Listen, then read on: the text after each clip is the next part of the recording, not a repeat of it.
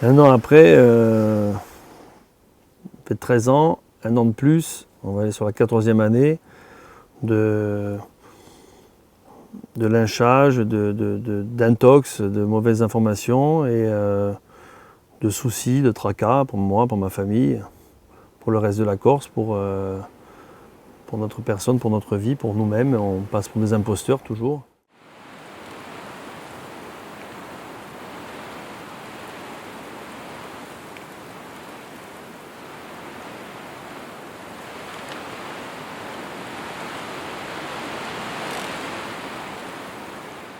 La garde rapprochée et les gens très proches de Madame Salotti, de Michel Salotti, nous ont demandé 300 000 € par téléphone pour faire enlever la plainte et elle était prête à enlever la plainte pour une somme.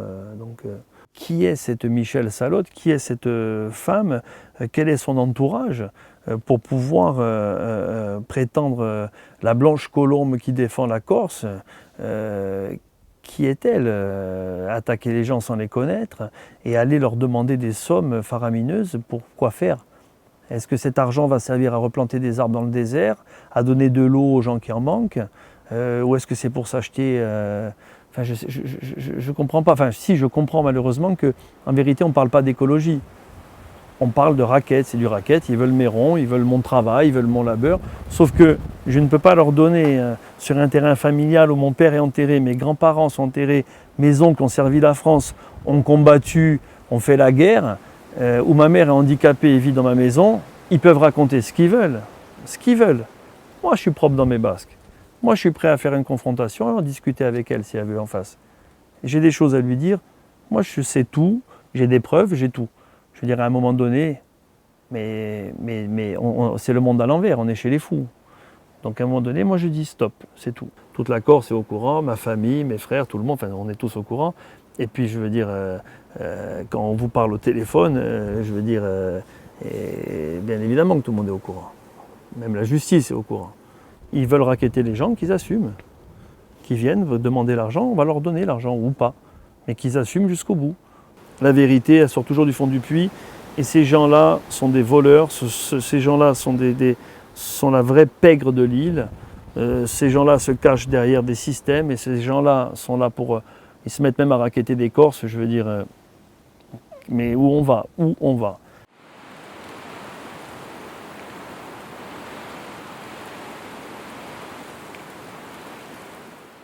Rien, silence radio, le préfet inexistant.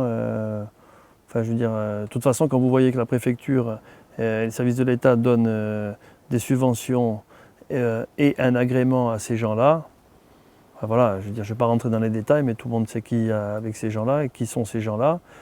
Par contre, on a un pourvoi en cassation. Alors, quand est-ce que ça va être est-ce qu'on aura des retours? C'est un grand mystère. Dans 1 mois, 2 mois, 6 mois, 1 an, 2 ans, j'en sais rien. En tous les cas, moi, ce que j'observe, c'est que 13 ans, plus 1 an, plus encore 6 mois, plus encore 8 mois, plus encore jusqu'à la cassation, jusqu'à plus loin.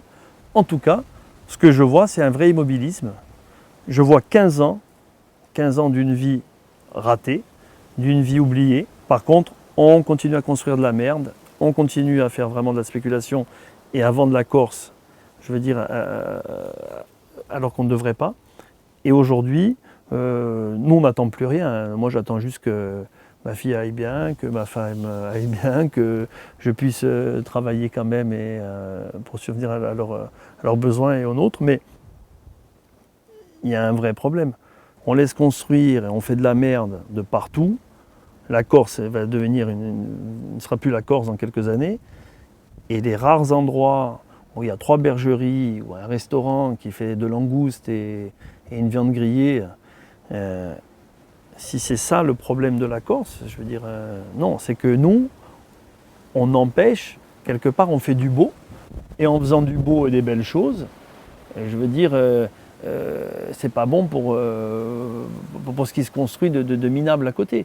Et je veux dire, aujourd'hui, on est les gens à abattre. Je veux dire, c'est pas bien ce qu'on fait. Ça va pas dans le sens de leur politique et de leur développement, c'est tout. Et on paye pas.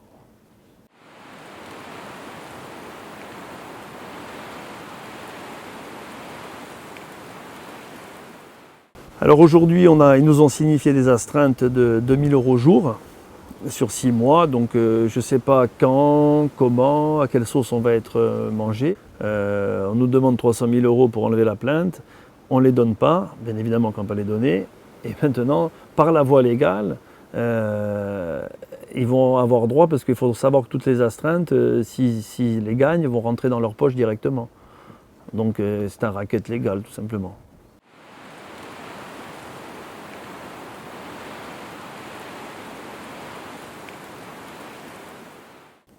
Monsieur Vincent Cicada, lui quand même, il a bouffé à tous les râteliers, c'est quand même exceptionnel.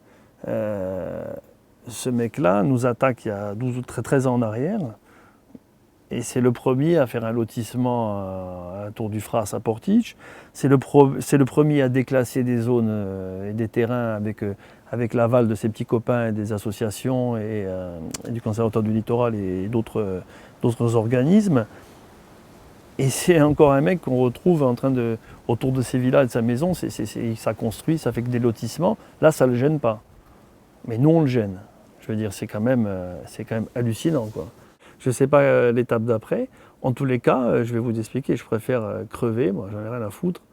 Mais moi je ne vais pas faire le tapin de Vincent Cicada ou de Michel Salotte, où je ne vais pas travailler pour donner de l'argent à ces gens. Moi j'ai été à l'école, j'ai un niveau de 6e, je suis un nul, j'étais pêcheur d'oursins, j'ai tout fait avec mes mains, j'ai jamais fait de mal à personne, j'ai toujours travaillé. Et il est hors de question que ces gens, ces imposteurs, parce que c'est des imposteurs, que la Corse se réveille. Que la Corse se réveille et que les gens prennent leurs couilles à la main et qu'ils les enterrent, ces gens. Ces gens, à un moment donné, il faut les mettre sur le côté du chemin.